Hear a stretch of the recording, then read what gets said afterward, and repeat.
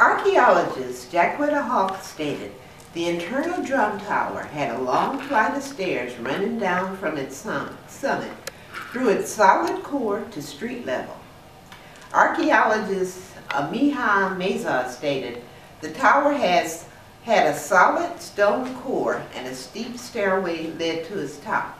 Now those people were scared. I mean, they had built a 19 feet high wall around the city and a solid core. They were afraid. Now, of these preachers from the ice field, and I don't blame them.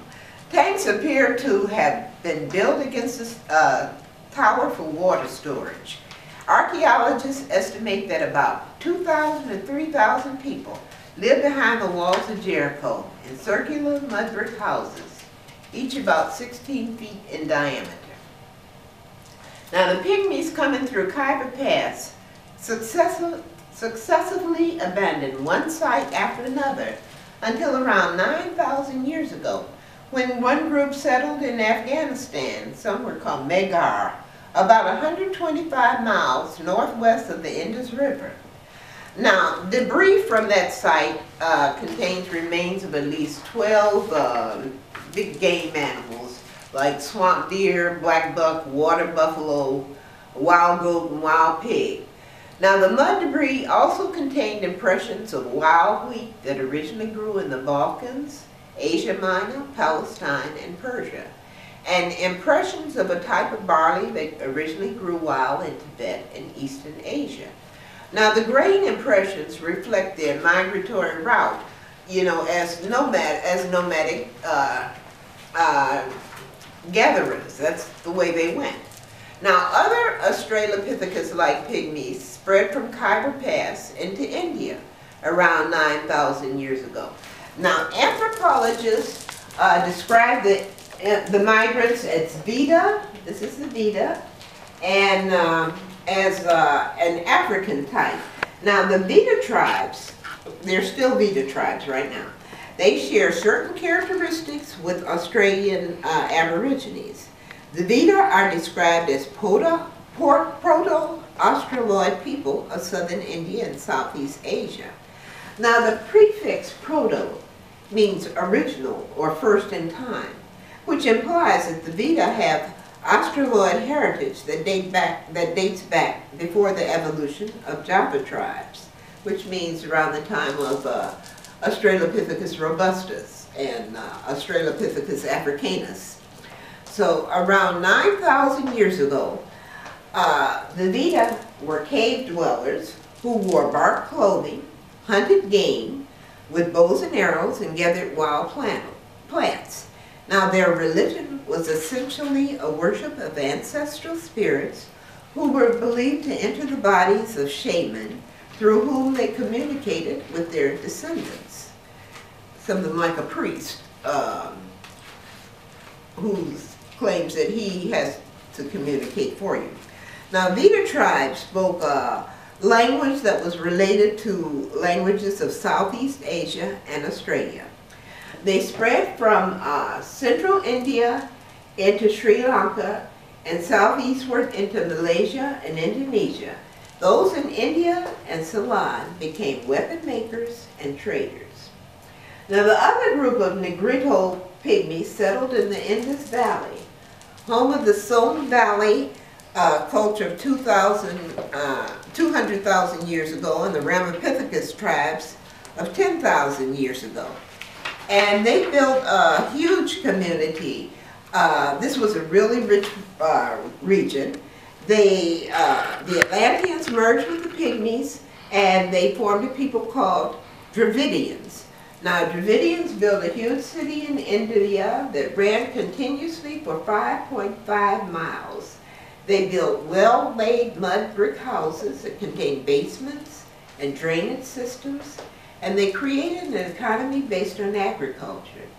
They manufactured the same type of tools and grew the same type of barley, wheat, and emmer that they did in Egypt. And they kept water buffalo, goats, and pigs. Their culture and religion were essentially identical to that of the Egyptians. They worshipped a mother goddess and they had a pantheon of gods that differed from those of Egypt and Sumer only in name. They developed a written language that has never been deciphered and cannot be traced to any other. Now they had two languages. One was like a women's tongue that the slaves used to communicate with each other. And then they had one that they used to communicate with the word Neanderthals who had enslaved them. Now Sanskrit is defined as a classic Old Indic literary language. It is based on the ancient dialect of northwestern India, and that is the mother tongue of people of the Siwalik Hills area. Now Dravidians evolved or created Sanskrit by merging the languages of Dravidian heritage. The word Sanskrit means made together, well arranged, and properly regulated to distinguish it from the common spoken language. Now, Atlanteans also merged with people of Mali, Africa, around 9,000 years ago. Tribes of Mali described Atlanteans as the Nomo. They said they were amphibious beings from the Sirius star who came in ships that landed in the ocean. Now, a passage from the Sirius Mystery by Robert Temple reports contains reports of 4 tribes. They're called the Dogon tribes. And they all had the same traditions or same legends about people coming from the Sirius star. Now, the Dogon considered that the most important star in the sky is Sirius B, which cannot be seen. They admit it's invisible. How then do they know it exists? Now, Sirius B can only be seen with a powerful telescope, and its existence only became known to modern science in the 1970s. But this though primitive Dogon tribe knows the orbit of Sirius B. They know its rotational cycles and other astronomical facts that have only recently been discovered or verified by modern science. And the Dogon held that their ancestors received this information from the Nomo. Now, Egyptians merged with hunters of Hotu and Belt caves, and descendants of the mergers founded Jarmo in the foothills of the Zagros Mountains. Excuse me.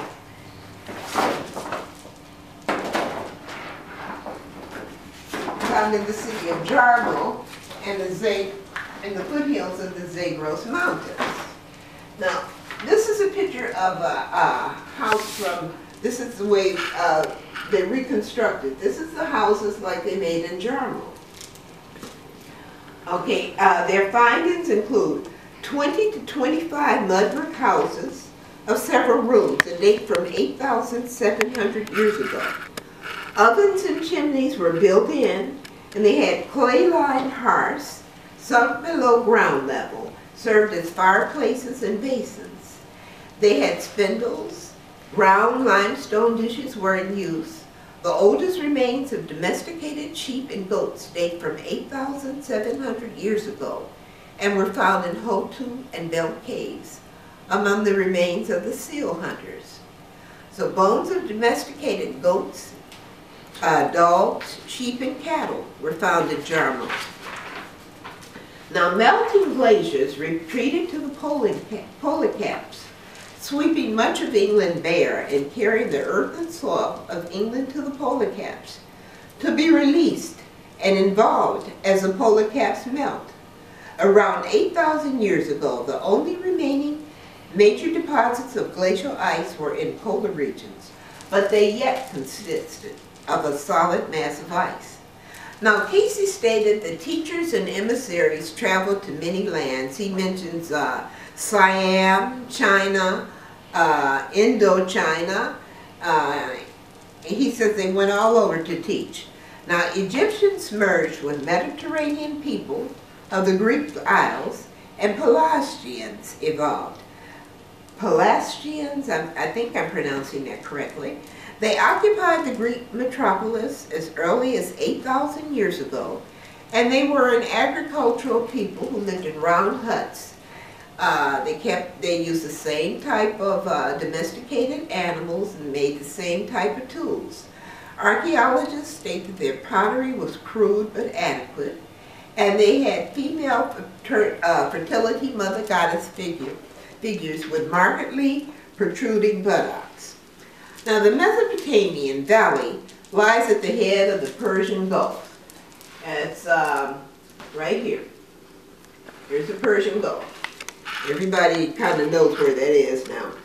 At the close of the last glaciation, 4 rivers arose in the mountains of Iran and flowed in a southeasterly direction.